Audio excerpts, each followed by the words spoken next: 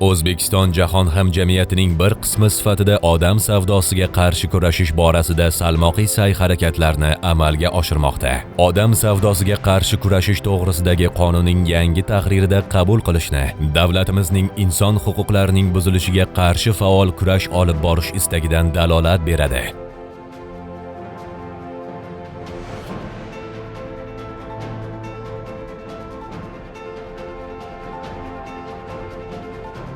Yangi tahrirdagi qonunga yangi tushunchalar ham kiritilib, odam savdosiga qarshi kurashish va jabrlanuvchilarni himoya qilish sohasida davlat siyosatining asosiy yo'nalishlari belgilandi. Qonun davlat organlari va nodavlat notijorat tashkilotlarining faoliyati samaradorligini oshirishni, ularning bu borada o'zaro hamkorligini mustahkamlash maqsadini ham ilgari surdi. Odam savdosi odamlardan foydalanish maqsadida ularni yollash, tashish, topshirish, yashirish yoki qabul qilish.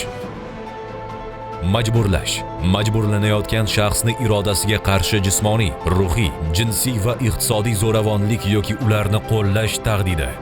Voyaga yetmagan shaxs savdosi voyaga yetmagan shaxs foydalanish maqsadida yoxud moddiy yoki boshqa naf olish maqsadida boshqa shaxsga haq evaziga berilishi. Odam savdosi bilan shug'ullanuvchi shaxs odam savdosi bilan bog'liq har qanday harakatni sodir etuvchi jismoniy shaxs. Odam savdosidan jabrlangan deb taxmin qilinayotgan shaxs dastlabki identifikatsiya qilish natijasida odam savdosidan jabrlangan deb taxmin qilinayotgan shaxs sifatida tan olingan jismoniy shaxs. Odam savdosidan jabrlangan shaxs odam savdosidan bunday harakatga rozilik bermaganligidan qat'iy nazar jabrlangan jismoniy shaxs. Odam savdosidan jabrlanganlarni identifikatsiya qilish, odam savdosi sifatida malakalanadigan xatti-harakatlar sodir etilganligi to'g'risida ma'lumotlar olishga qaratilgan chora-tadbirlar majmui. Odam savdosiga qarshi kurashish, odam savdosining oldini olishga, odam savdosidan jabrlanganlarga yordam ko'rsatishga doir faoliyat. Kelib chiqish mamlakati hududidan odam savdosidan jabrlanganlarni olib chiqish amalga oshirilgan davlat.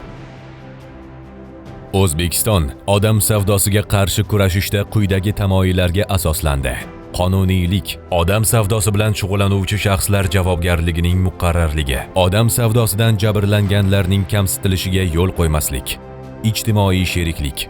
O'zbekiston Respublikasi Prezidentining farmoniga muvofiq 2019-yilda odam savdosiga va majburiy mehnatga qarshi kurashish milliy komissiyasi, joylarda esa hududiy komissiyalar tashkil etildi. Odam savdosiga va majburiy mehnatga qarshi kurashish bo'yicha milliy komissiyaga O'zbekiston Respublikasi Oliy Majlis Senati raisi raislik qiladi. Milliy komissiya raisi bir vaqtining o'zida milliy ma'ruzachi bo'lib, u har yili O'zbekiston Respublikasi prezidentiga odam savdosiga va majburiy mehnatga qarshi kurashish bo'yicha yuzaga kelayotgan vaziyat, ko'rilayotgan choralar haqida axborot beradi. Jamoatchilikni va xalqaro hamjamiyatni olib borilayotgan ishlar to'g'risida xabardor etadi. O'zbekiston Respublikasining milliy manfaatlarini xalqaro maydonda himoya qiladi. Qonunda odam savdosiga qarshi kurashishga doir faoliyatini olib boruvchi mas'ul davlat organlari belgilangan bo'lib, ularga odam savdosini oldini olish, qarshi kurashish, jinoiy javobgarlikka tortish, jabrlanuvchilar identifikatsiyasini amalga oshirish va hamkorlik masalalarida vakolatlar belgilangan. O'zbekiston Respublikasi Ichki ishlar vazirligi odam savdosiga qarshi kurashish masalalari bo'yicha kichik komissiyaga mas'ul.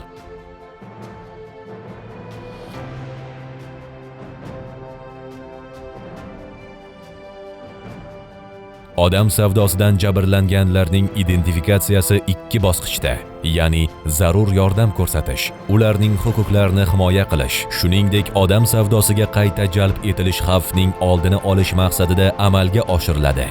Dastlabki identifikatsiya davomida shaxsni odam savdosidan jabrlangan deb taxmin qilayotgan shaxs deb tan olish to'g'risida qaror qabul qilish maqsadida ma'lumotlarni olishga, o'rganishga va baholashga qaratilgan chora-tadbirlar amalga oshiriladi. Odam savdosidan jabrlangan deb taxmin qilib dastlabki identifikatsiya jarayonida ishtirok etayotgan shaxs vaqtinchalik boshpana, tibbiy, psixologik, huquqiy yordam va boshqa zarur yordam olish, tarjimon xizmatlaridan bepul foydalanish huquqiga ega.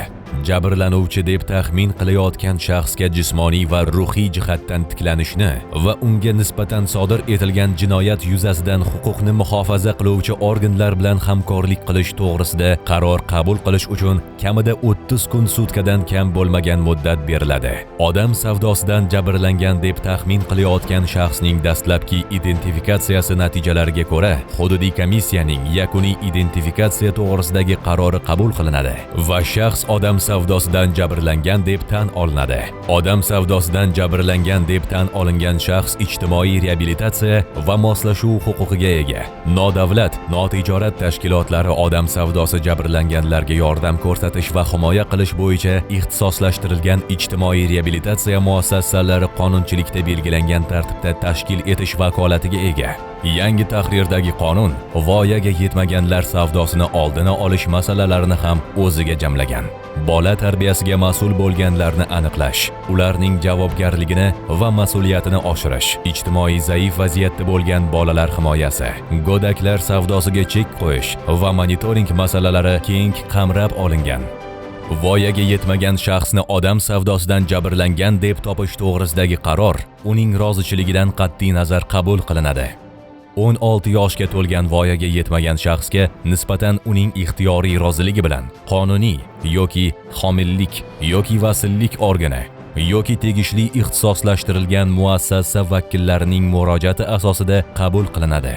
Davlat odam savdosiga qarshi kurashishga doir faoliyatdagi amalga oshiruvchi va unda ishtirok etuvchi davlat organlari, fuqarolarning o'z-o'zi boshqarish organlari, nodavlat notijorat tashkilotlari va fuqarolik jamiyatining boshqa institutlari qonunchilikka muvofiq qo'llab-quvvatlanadi. Respublika istiqbolli avlod ijtimoiy axborot markazi. O'tgan vaqt davomida biz katta yutuqlarga erishdik, ammo jamiyatimizdagi zo'ravonlikka to'liq barham berish uchun yana ko'p yo'llarni bosib o'tishimiz kerak.